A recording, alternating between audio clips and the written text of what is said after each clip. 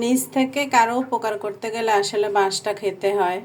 তো কে কে আমার মতো আছেন যে যতই বাঁশ খান তারপরে নিজ থেকে আবার উপকার করতে যান, মানুষের ভালো মন্দ বলতে যান, দেখতে যান।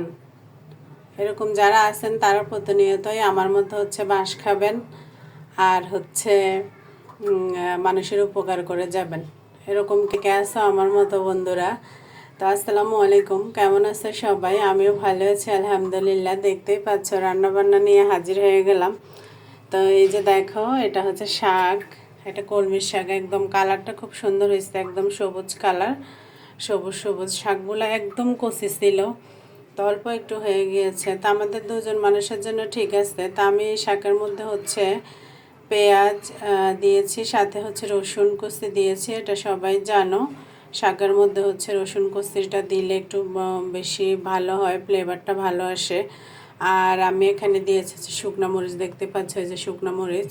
শুকনো মরিচটা কলমির শাকে দিলে কিন্তু অনেক বেশি টেস্ট লাগে, যেটা কাঁচা মরিচে এতটা টেস্ট আসে না।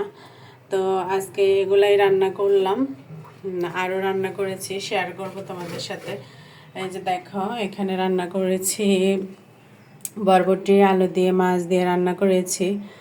এই যে দেখো, এগুলো তেলাপিয়া মাছ দিয়ে রান্না করেছি। তা আমি প্রায় সময় রান্নাবান্নার ব্লগ দিই তোমাদের সাথে, যেহেতু আমার পার্সোনাল ব্লগ, সেজন্য আমি বিভিন্ন ক্যাটাগরির ব্লগ দিয়ে থাকি। মানে পার্সোনাল ব্লগে পার্সোনালি সব কিছু দেওয়া যায়। তো তোমরাও চাইবে যে ক্যাটাগরি অনুযায়ী ভিডিওগুলো দেওয়ার। ক্যাটাগরি অনুযায়ী ভিডিওগুলো দিলে অ্যালগোরিদম বুঝতে সুবিধা হয়, ফেসবুক অ্যালগোরিদম বুঝতে সুবিধা হয় যে আসলে কোন ক্যাটাগরিতে কাজ করতেছো তোমরা। তো যে যার ক্যাটাগরি অনুযায়ী দিবে।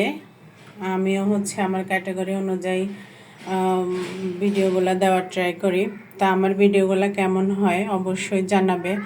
যারা ফেসবুক থেকে দেখতেছো তারা অবশ্যই লাইক কমেন্ট শেয়ার করে যাবে যদি ভালো লেগে থাকে। আর খারাপ লাগলে অবশ্যই একটা কমেন্ট করবে যে খারাপ লেগেছে বা ভুল ত্রুটি কোথায় আছে। আর যারা ইউটিউব থেকে দেখছো তারা একটু আমার চ্যানেলটাকে সাবস্ক্রাইব করে যাবে, কারণ আমার নতুন চ্যানেল। এটাতে আমি বেশি একটা কাজ করি না, মাঝে মাঝে আর কি ভিডিও দিই। তো তোমাদের সাপোর্ট পেলে অবশ্যই আমি দেওয়ার ট্রাই করব।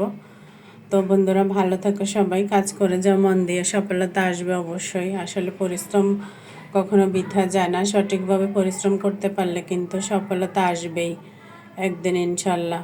তো আমিও আশাবাদী অবশ্যই সফল হব, সবার জন্য শুভকামনা রইল। আর আবারও সবাইকে শুভেচ্ছা এবং অভিনন্দন জানিয়ে আমি শেষ করে দিচ্ছি। আমি এই যে সবজি তরকারি দেখিয়ে, শাক দেখিয়ে ভিডিও শেষ করে দিচ্ছি। তা আল্লাহ হাফেজ, আসসালামু আলাইকুম, ভালো থাকো সবাই।